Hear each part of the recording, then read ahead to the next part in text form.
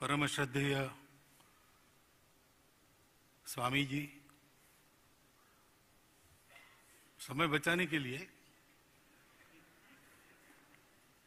सभी केंद्रीय मंत्रीगण प्रज्ञा प्रवाह के इस द्वैवार्षिक लोक मंथन आयोजन कार्यक्रम के इस वर्ष के सभी संचालक गण, उपस्थित सभी स्वागत समिति के सदस्य, सुधीजन, माता भगिनी,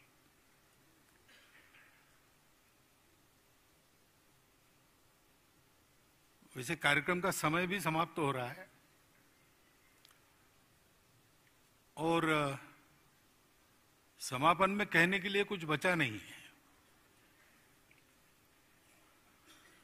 परंतु 3 दिन में यहां रहा, एक समय क्यों न हो भोजन भी यहां किया है, तो दिया हुआ काम करना चाहिए। इस बुद्धि से मैं यहां पर खड़ा हूं।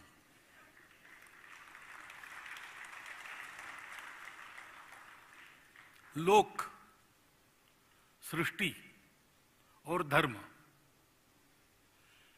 इन तीनों के उत्पत्ति का समय समान है। ये साथ चलते हैं और प्रलय तक रहेंगे, इसलिए सनातन है।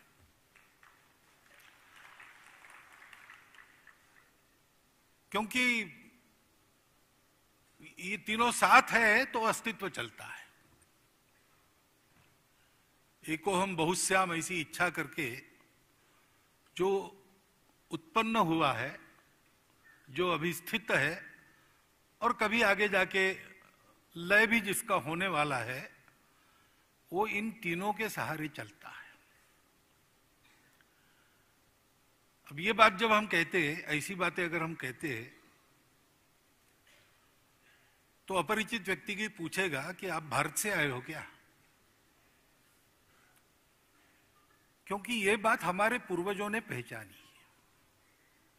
बात तो सबकी है, ये कोई बपौती हमारी नहीं है, ये एक सत्य है।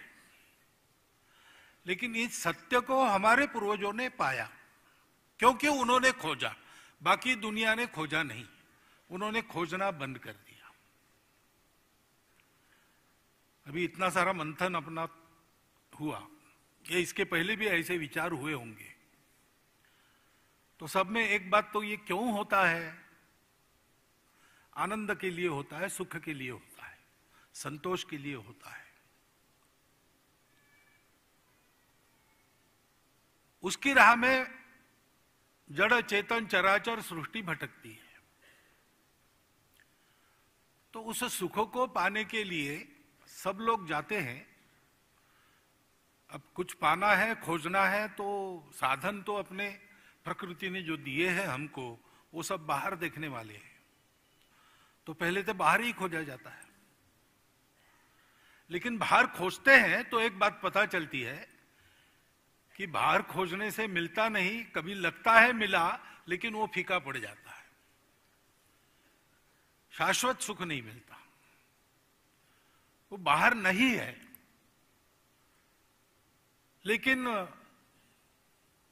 सब कुछ बाहर का, बाहर देखने का दिया है, बाहर का खाने का दिया है, बाहर ही करने का दिया है, इसलिए उसमें रहना पड़ता है, तो रहते हैं, ऊब भी जाते हैं, उससे मुक्ति भी चाहते हैं। इस अवस्था में फिर रुक जाते हैं कि बस हो गया, यही है। मनुष्य जन्म लेगा, उसको कामनाएं वासनाएं दी है, उसको पूरा करने के लिए दौड़ता रहेगा,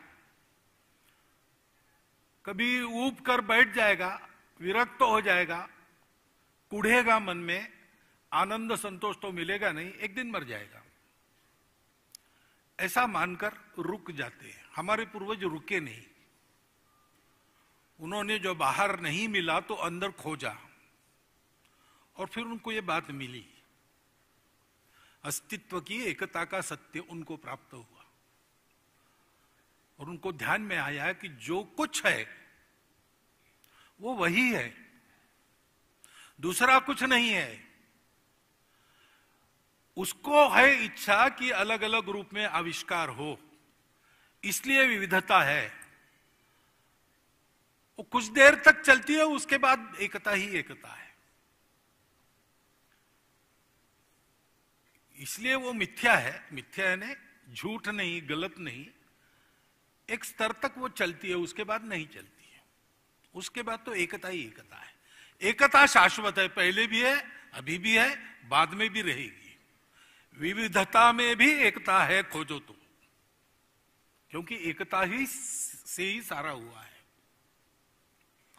ये दृष्टि हमारे पूर्वजों को मिली, और उससे ये भी पता चला कि एकता ही है तो सब अपना ही है। और ये भी पता चला कि सब सुखी होंगे तो ही हम सुखी होंगे।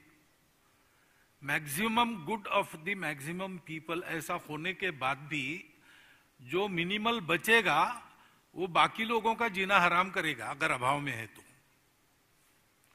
तो वास्तव में सुख संतोष पाना है तो सर्वे भी सुखिन संतु के सिवाय इलाज नहीं।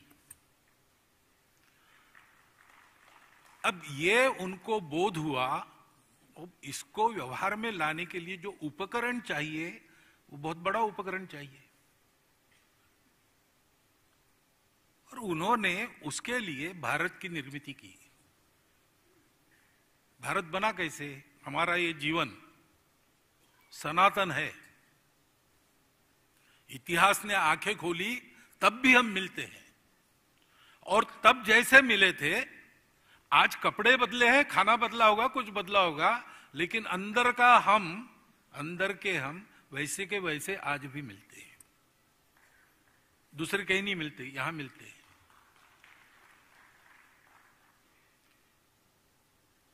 क्योंकि ऋषियों ने ये सोचा कि ये सबको देना अपना कर्तव्य बनता है, उसका उपकरण एक राष्ट्र होना चाहिए।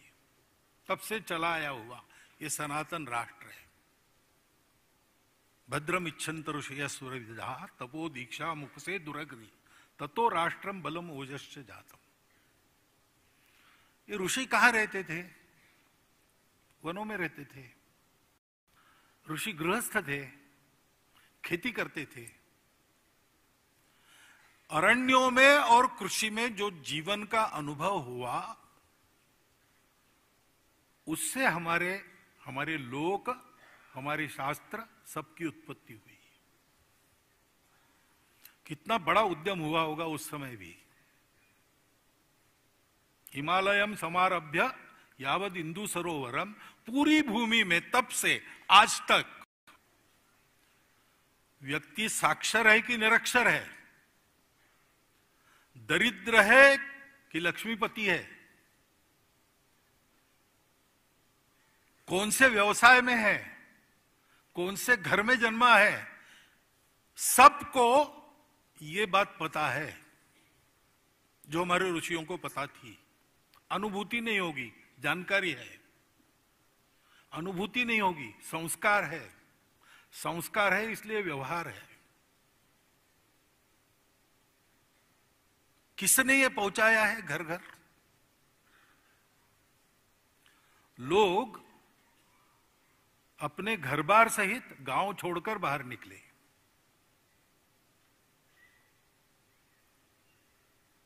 घर घर में ये पहुंचाना है ज्ञान।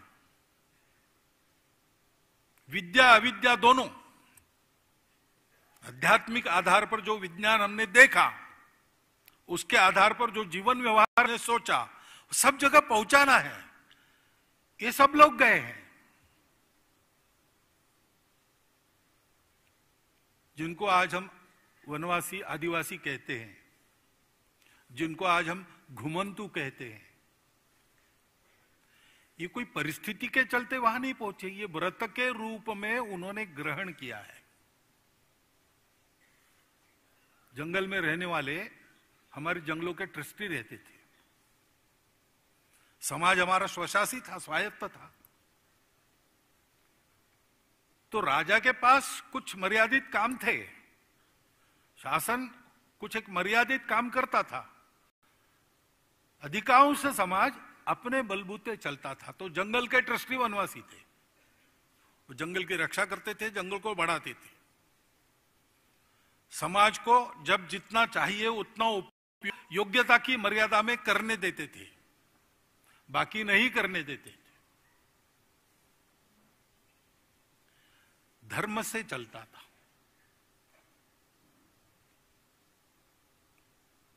सुप्रीम कोर्ट के एक निवृत्त न्यायमूर्ति जी से मेरी बात हुई कुछ वर्ष पहले।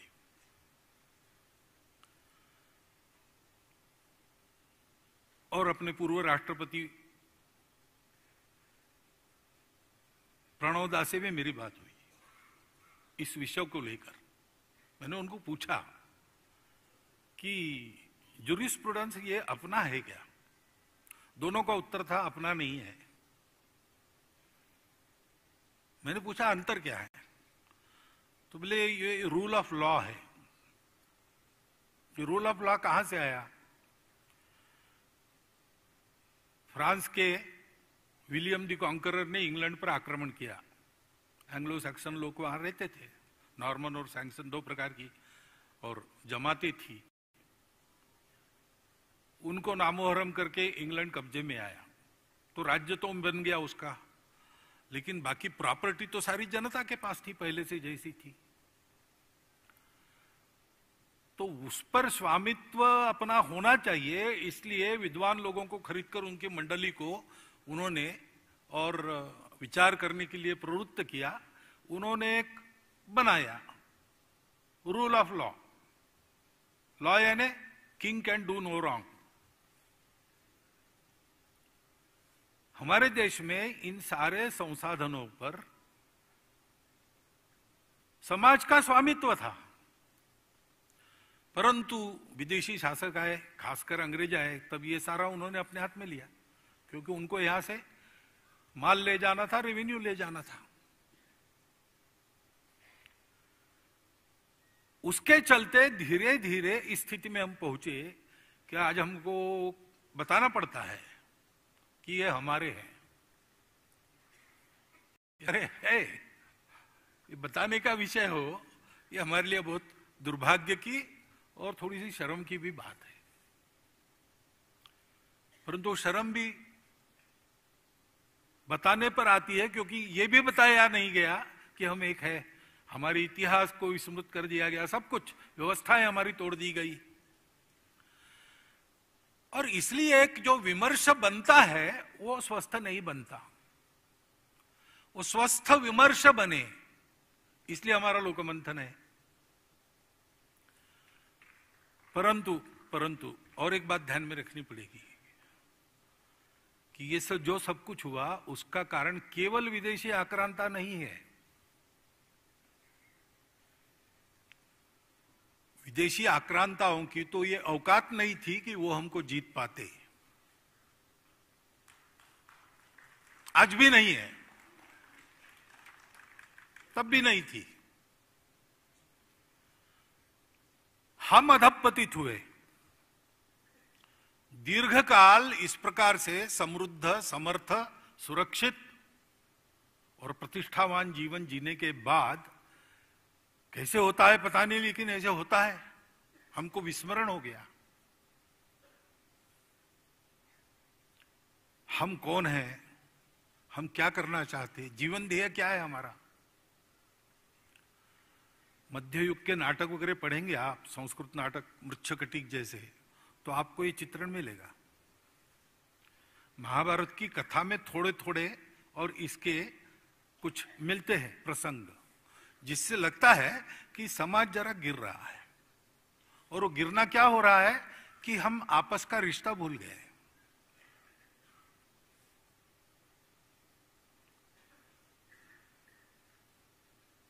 क्यों भूले? क्योंकि जीवन ध्येय भूले। ये जीवन ध्येय दिया था हमारे पूर्वजों ने कि हमारे राष्ट्र का निर्माण किस लिए है। एतद् देश प्रसूतस्य सकाशादग्र जन्मनात् स्वम स्वम चरित्रम शिक्षेरन पृथिव्याम सर्वमानवा। ये सब साथ कैसे चलाना, भौतिक जीवन आध्यात्मिक आधार पर, अर्थ काम ठीक चले, मोक्ष भी मिले, इसलिए धर्म का अनुशासन तो है। धर्म क्या है?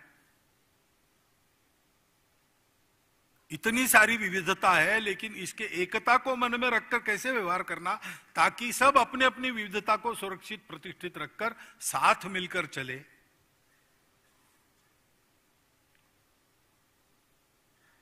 सृष्टि का धर्म है। वो धर्म चलता है तब सृष्टि चलती है, उसमें खलल नहीं डालना चाहिए। उस पर प्रश्न आया था ना, खरगोश को लोमड़ी खाती है, लोमड़ी को, तो ये कैसा धर्म है? लेकिन ये चक्र है, वो भी बताया, ये चक्र है, उसी से चलता है। शिबिराणा की कथा में, और शिबी राजा के दरबार में वो कबूतर आता है, शिबी राजा उसको छुपा के रखता है, उसके पीछे बाज आता है और पूछता है वो कबूतर कहाँ है, खाना है। तो शिबी राजा कहता है नहीं, वो मेरी प्रजा है, मेरा आश्रय लिया है उसने, मैं नहीं खाने दूंगा, उसको बचाना मेरा धर्म है। तो वो बाज कहता है कि राजा तुम धर्म की बातें कर रहे हो, लेकिन प्रकृति ने मुझे धर्म दिया है, मैं उसको खाऊंगा।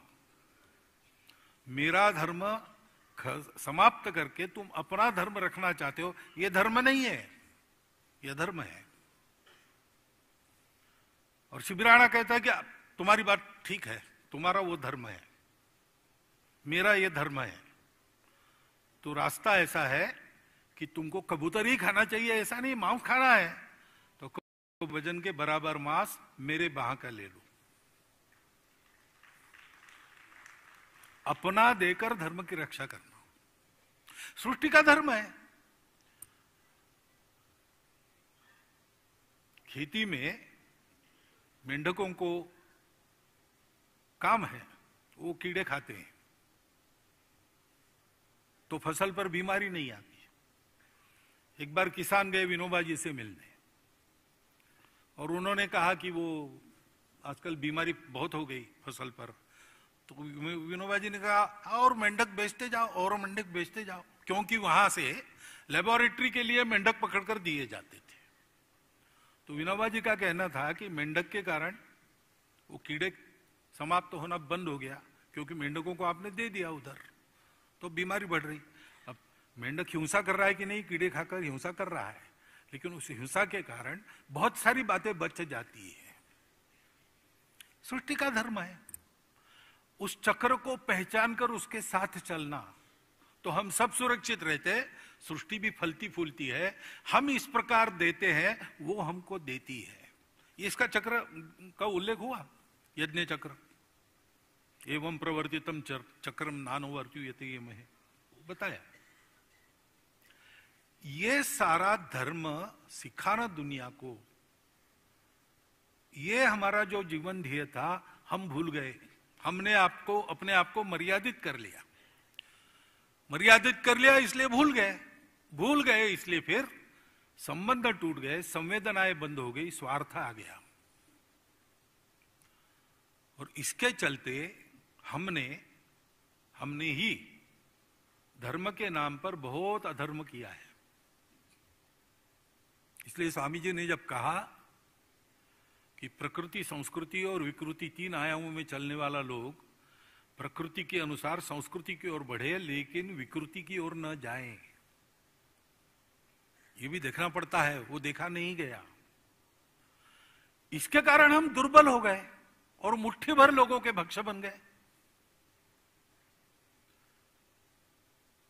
तो हमारा जो उद्यम है उसके दो काम हो जाते हैं। संत तुकाराम महाराज हो गए, उन्होंने एक प्रसिद्ध उक्ति है उनकी, रात्रंदिना आम्हा युद्धाचा प्रसंग, अंतर्बाह्य जग आणि मन। रात्रंदिन हमको युद्ध का प्रसंग है, अंदर अपने से लड़ना है, बाहर दुनिया से लड़ना है। किसी ने कहा होगा कि आप तो हरिनाम जपते हैं, इतना अत्याचार चल रहा है, हाथ में तलवार लेके लड़ते उड़ते तो है नहीं। तो उन्होंने कहा हम भी लड़ते हैं, अंदर अपने से लड़ना पड़ता है, बाहर। हमारा कार्य ऐसा ही दो धारा कार्य है। हमको अपने समाज की स्मृति को भी ठीक करना है, क्योंकि उसके क्षीणता के चलते ये सारी समस्याएं आज जो दिख रही, वो भी एक बार ये याद हो जाए कि हम एक ही है। जो महामहिम राष्ट्रपति जी ने यहां पर कहा, वनवासी, गिरिवासी, नगरवासी, ग्रामवासी हो, सब भारतवासी है। और ये केवल भावनिक आह्वान नहीं है, ये रोकड़ा सत्य है, बिल्कुल ये रोकड़ा सिद्ध है, सत्य है। ऐसे ही ये सत्य है कि संपूर्ण जीवन को पहचान कर उसका ठीक ठीक रखरखाव करने वाली जो संपूर्ण दृष्टि चाहिए वो भारत की दृष्टि है, बाकी किसी के पास वो नहीं है। अभी अभी जहां से हमने शुरू किया अंदर देखना, वहां पर विज्ञान पहुंच गया उस दहलीज तक।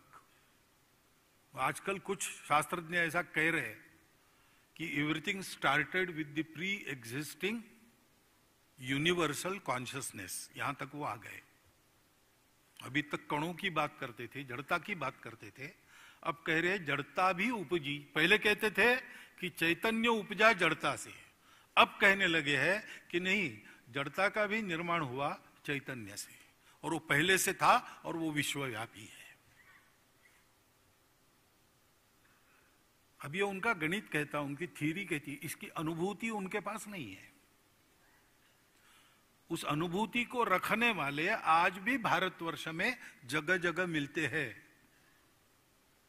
उनकी एडवर्टाइजमेंट एजेंसीज वगैरह नहीं है, लेकिन वो है और लोगों को उपलब्ध रहते हैं।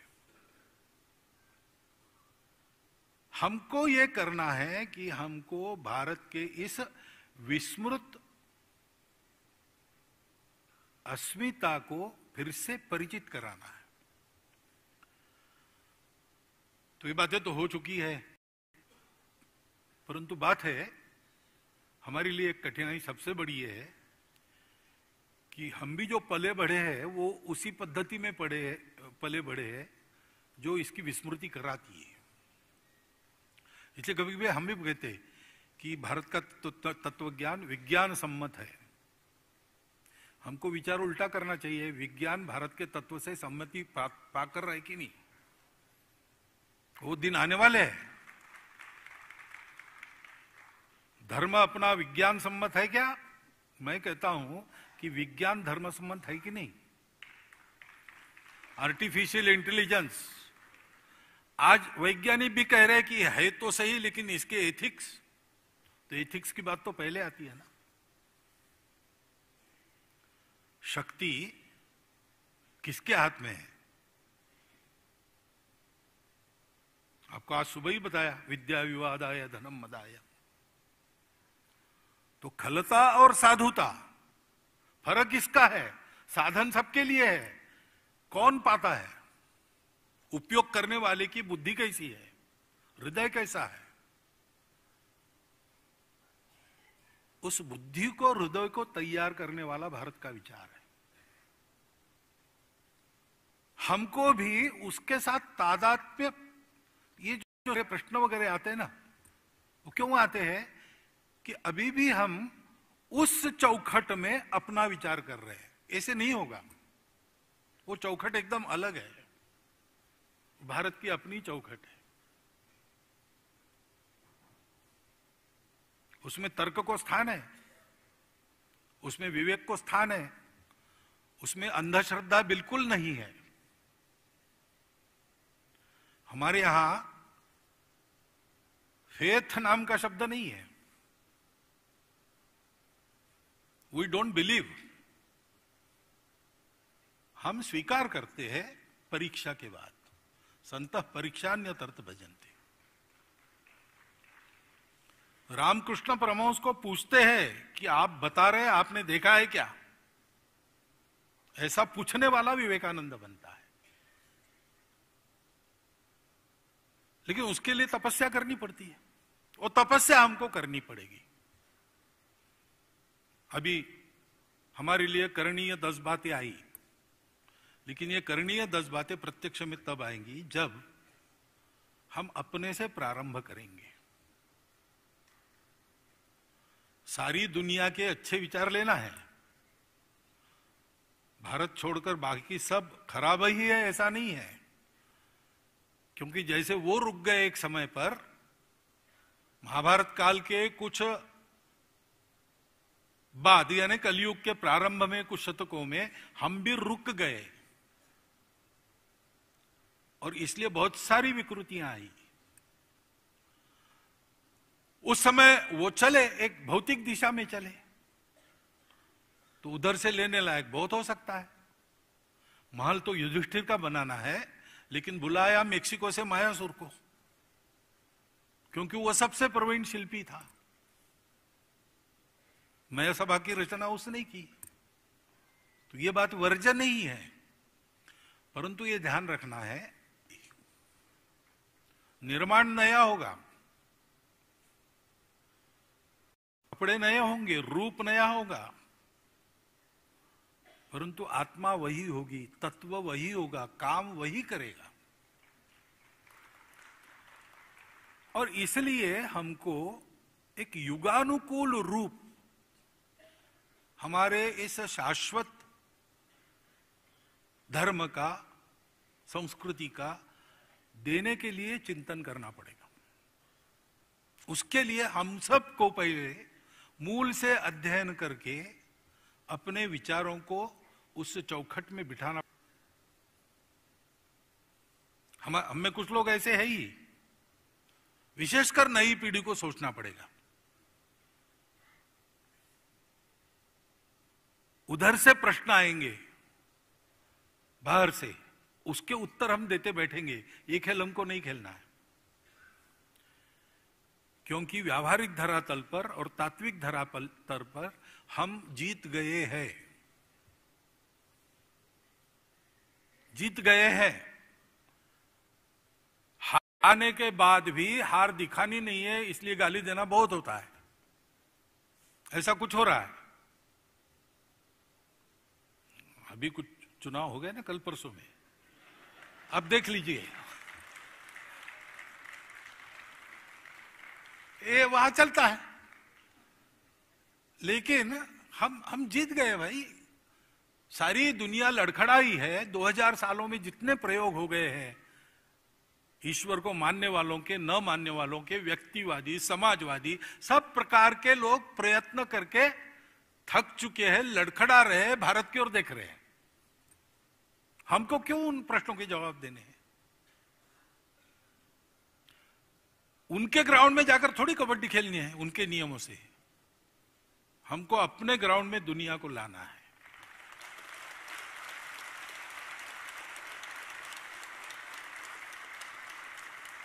इस दृष्टि से हम समझ ले, हम तन्मय हो जाए, हम समझ जाए, क्योंकि ये सत्य ऐसा है, वो तन्मयता से ही मिलता है, और वो तन्मयता आत्मीयता से ही आती है। ताही अहीर की छोहरिया छछिया भरी छाछ पे नाच नचावाई, ऐसा है ये। शेष महेश गुणेश दिनेश सुरेश जाओ निरंतर ध्यावई, जाहि अनादि अनंत अखंड अछेद अभेद सुवेद बतावई, नारद से शुक्र व्यास रटे पछी हारी थके पुनि पार न पावई, ताही अहीर की छोहरिया छछिया भरी छाछ पे नाच नचावई। उसके साथ तन्मय होना, और तन्मय होने के लिए जैसे हम हैदराबाद में आते हैं, जैसे हम दिल्ली में आते हैं, जैसे हम बड़े बड़े शहरों में जाएंगे, ऐसे बड़े परिसरों में जाएंगे, वैसे कभी कभी छोटे गुटों में मिलकर जंगलों में जाना चाहिए। छोटे छोटे लोक मंथन हमारे वहां होने चाहिए। वहां हमारे साथ, हमारे पंक्ति में वहां के लोग बैठने चाहिए। वहां हम पूछेंगे, वो उत्तर देंगे। उन्हीं को पूछना, श्रद्धा से पूछना। श्रद्धया प्रणिपातेन परिप्रश्नेन सेवया। लोग को समझना है, लोगों में जाना पड़ेगा। है कर्म प्रवण लोग है, वो तो जा ही रहे, कितने ही अपने सामने यहां आकर बोले लोग, परंतु ये अपना प्रवाह बढ़ रहा है। भारत को उठना है, भारत को बड़ा होना है। और अभी चारों ओर देखते हैं तो यही लोग दिखते हैं जिनके साथ ये होने वाला है, इसलिए जुड़ने वाला बहुत बड़ा समाज है।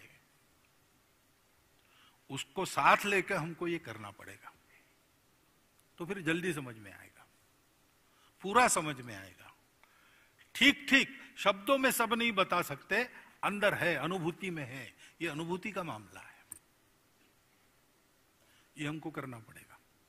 और ये ध्यान रखना पड़ेगा कि अनुभूति हमको बताती है कि इस विश्व में हम किसी के शत्रु नहीं, कोई हमारा शत्रु नहीं है। आक्रामक आए, उन्होंने कुछ किया, ठीक है, हम मार नहीं खाएंगे, हम हानि नहीं करने देंगे अपनी, हम प्रतिकार करेंगे, लड़ेंगे। जिसको वो परीक्षा करनी है वो कर ले, परंतु हम किसी से लड़ते नहीं। उदयनंद नाम का राजपुत्र, उसकी कहानी है केरल में। पिताजी ने भेजा उसको, जाओ भाई सीख के आओ, तुमको प्रजा की रक्षा करनी है बाद में। तो आचार्य परशुराम जी की शस्त्र विद्या अस्त्र विद्या सिखाने वाले 21 आचार्यों का गुरुकुल था। वहां जाके वो पढ़ा 12 साल, बहुत मनोयोग से सारा सीख लिया।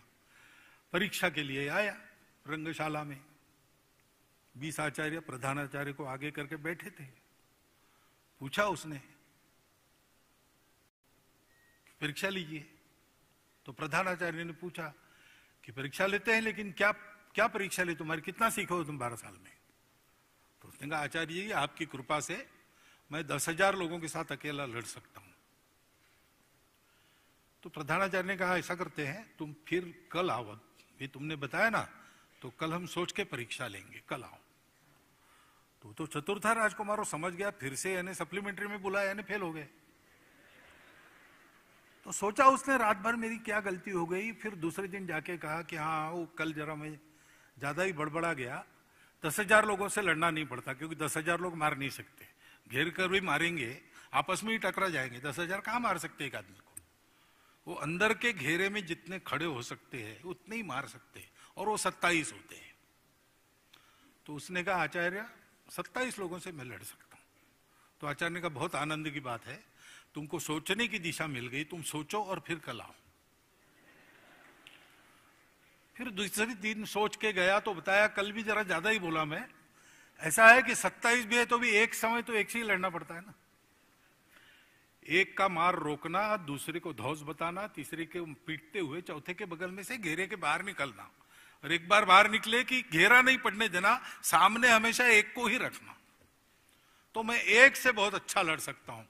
तो आचार्य ने कहा, बस अब तुम पहुंचने वाले हो, पहुंच जाओ, कल फिर आओ।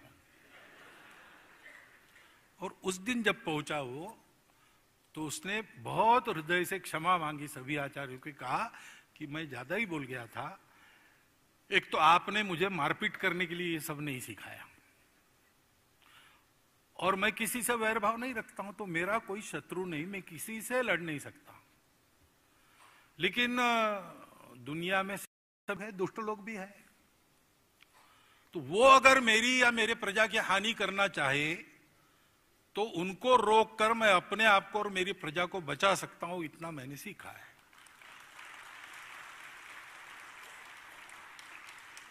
हमको अपने विमर्श को गढ़ने में सकारात्मकता ही बरतनी चाहिए, क्योंकि हारी हुई दुनिया के प्रश्नों के क्या उत्तर देने हैं, उनके आक्षेपों को क्या गिनना है।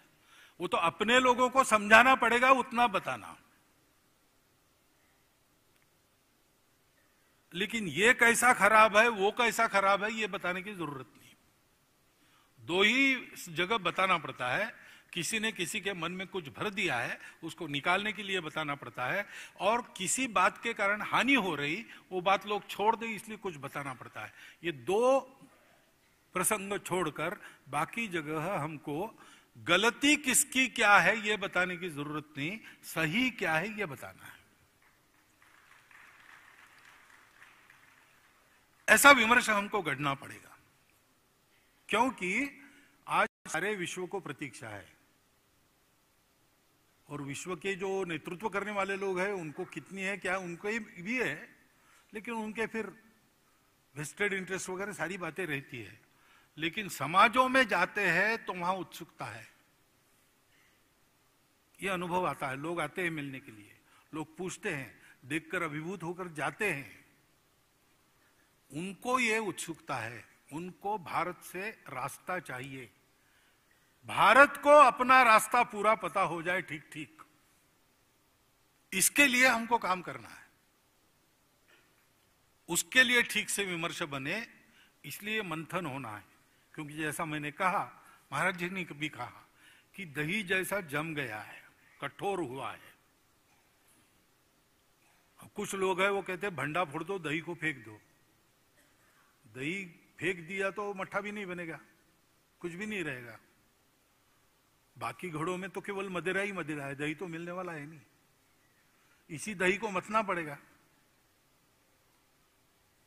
नवनीत सबको देना पड़ेगा, मट्ठे का उपयोग सबके स्वास्थ्य को ठीक करने के लिए करना पड़ेगा। तो ये मंथना हमको करना है, और बाकी चिंता मत कीजिए। मंथन से अमृत निकलेगा, वही देना है। हलाल निकलता है, निकलेगा। लेकिन अपने स्वार्थ की होली जलाकर, अपने आशाओं को, अपने मोह को चिताओं पर जलाकर जो लोग घर छोड़ के निकले हैं, वो शिवरूप में उस हलाल को प्राशन कर लेंगे, पचा भी लेंगे।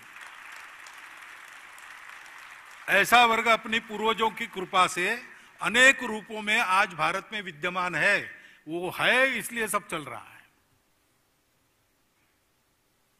वो अपना काम कर रहा है। हम ये अमृत निकालकर सबको देना, मृत्यु के कगार पर पहुंची हुई मानवता को अमरता प्रदान करने वाला भारत खड़ा करना, इसके लिए इस अपने काम को ठीक तरह से करे, इसकी आवश्यकता है। बाकी सारी ज्ञान की बातें विद्वान लोगों ने और आज के महनीय वक्ताओं ने आपके सामने रख दी है।